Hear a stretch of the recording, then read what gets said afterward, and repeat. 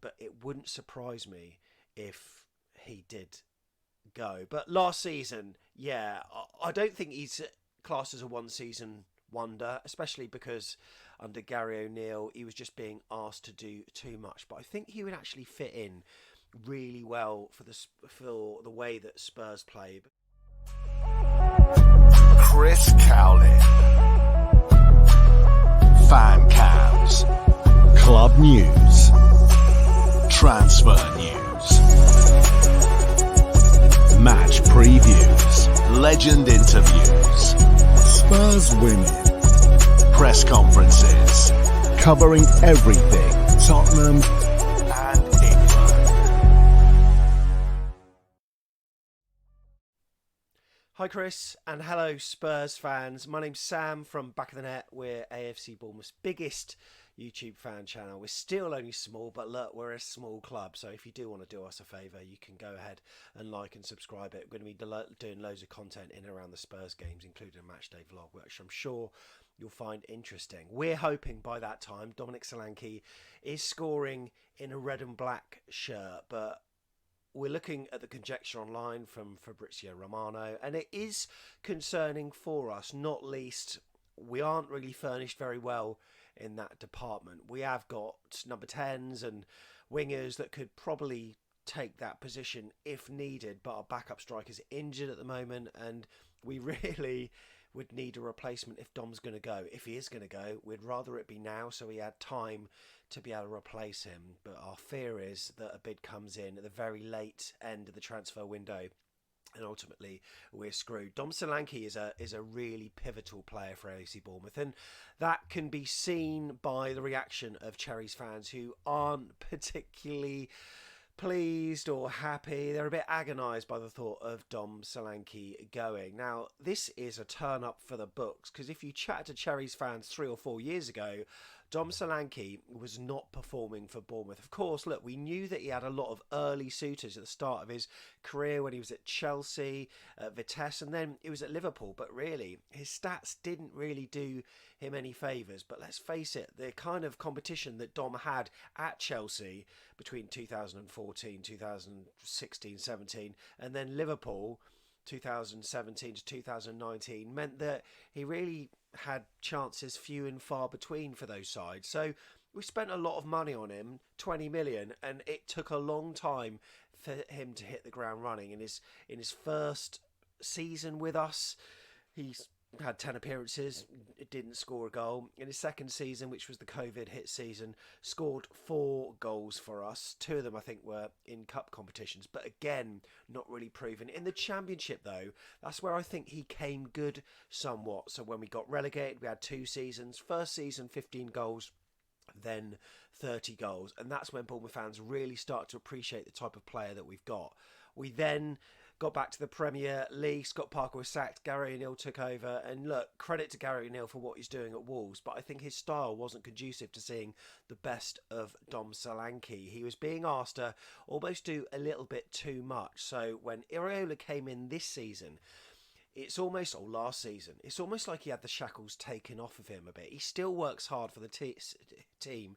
He's still one of the hardest runners, hardest workers. But his aim is to score goals. Scored 21 last season, and look, that figure, you can't frown at that no matter which club he's at. And this is for Bournemouth as well, right? A club that really struggled last season. We didn't win a game in the first 8 or 9 matches. Andoni Iraola was struggling to cope and come to terms with Premier League football after being manager at La Liga's Real Vallecano. But we had a sort of sliding doors moment at home against Burnley, and then things started to click. They clicked for the team, they clicked for Dom Solanke. So if you just take the portion of the season after those 9 games and you look at Dom's record, it is absolutely superb. As I said, scored 21 goals in all competitions last season.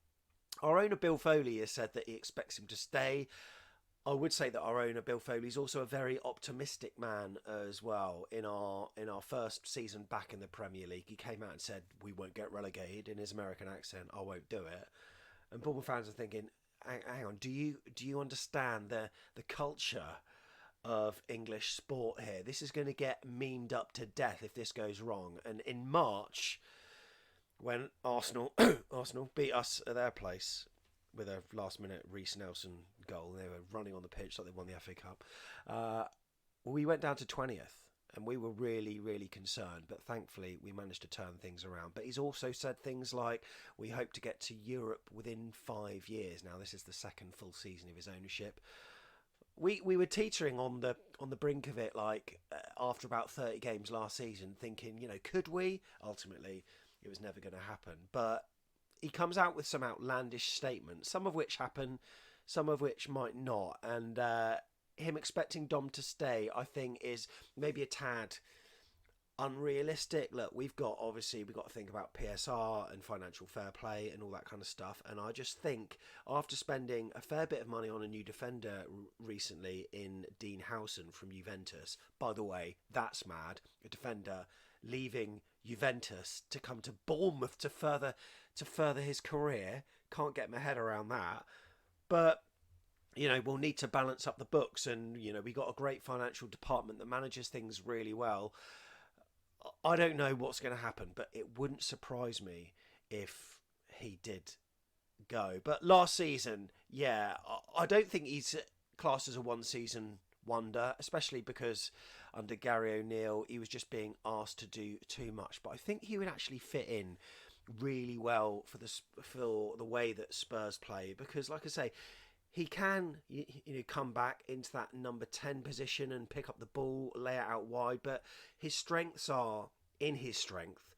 He's quite explosive. I wouldn't say he's the paces of players, but he's very instinctive in the box. He can score with his left foot, can score with his right foot. If you want to watch a game that probably shows Dom Solanke at his best, look at the highlights of Bournemouth's win at Nottingham Forest last season, where he scored a last-minute header and we won the game 3-2. It's a 3-minute clip on Sky Sports. There you'll see some of the best of Dom Solanke. And I think with better service, like he'll obviously have at Spurs, I do think he can thrive and certainly be that 20-goal-a-season striker.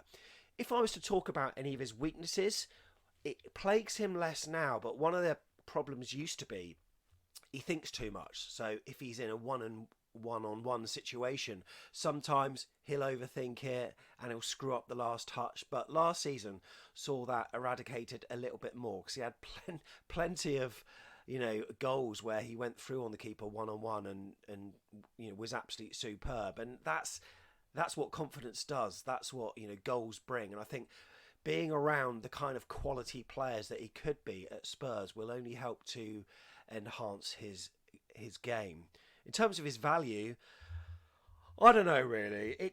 It's so tricky. I mean, he's worth what fans think of him, what teams think of him, and for us, he is worth his weight in gold. Without his goals last season, I dread to think where we'd be. But in terms of the merit money that we get from the Premier League, we would have lost out a hell of a lot of money there. And he's on a contract with us. I think 65 million would probably be about right. You could go north of that. Some optimistic and rose-tinted Cherries fans who are wearing their spectacles probably think he is, but no, I don't think so. So 65 million, I would say, is about right. If we could get him and then maybe do a swap deal as well, as long as it's a quality player. I know a few names have been mentioned, but whether that will happen or not, I don't quite know. I think we wouldn't mind that happening, but we can't think of any forward attacking player that you could give us that could do what Dom can do. He's razor sharp with his finishes, sometimes lashes at the ball a little bit too much. We was out in America covering the friendlies that we had. We had one against LA Galaxy, which we won, Arsenal, which we drew, and then Wrexham, which we drew as well. And in the Wrexham game especially, and against Arsenal actually, he just flashed at a few chances where really he should have just taken his time and placed it. But that's a guy that's obviously confident in his ability to ping the ball in the back of the net. So would be a really, really big loss for us. An intelligent player. He comes across very quiet on his interviews, very understated, but he is such a professional I've got to say. I mean, most fans would probably say that about their players, but he really is, and he's never sort of talked himself up when it comes to the kind of interest that he's had from other clubs. One thing he did do recently, which made some fans a bit sketchy, was an Instagram story where he said, to dare is to dream or something. That's not quite the Spurs slogan, but a lot of people read into that, maybe wrongly, hopefully wrongly, and thought, does this mean he's on his way? But otherwise, his media persona is really good as well, and he's the kind of player that I know Ange Postecoglou would get a hell of a lot out of. So I can see why some Spurs fans are underwhelmed. But look, if Dom Solanke was Portuguese, you'd be absolutely loving that. And like I've said to so many people before, just because it's Bournemouth you're signing him from, it doesn't automatically mean he's a player that doesn't fit in with Spurs. Manchester City signed Nathan Ake from us, and at the time their fans were like, why are we signing a defender from Bournemouth? He's turned into one of their best left back stroke left sided centre back. So the same could be said for Lloyd Kelly, who's joined Newcastle, and their fans will see it next season. He was highly rated down here. He will be highly rated for them as well. And Dom Solanke is no exception. And look, these people that are making the decisions at Spurs, they know their stuff. They've seen the stats. They've seen how hard he works. They don't just watch Match of the Day once a week like many Spurs fans might and see 3 minutes of Bournemouth in order to make an opinion. Genuinely, he is the real deal. I really hope for him that he can make the step up. But the fact that he's so clinical in certain situations and he's got such a natural eye for goal, probably one of the most natural finishers we've had at the club for many a season. I think most of us rate him higher than what Callum Wilson does when you think of his Bournemouth tenure.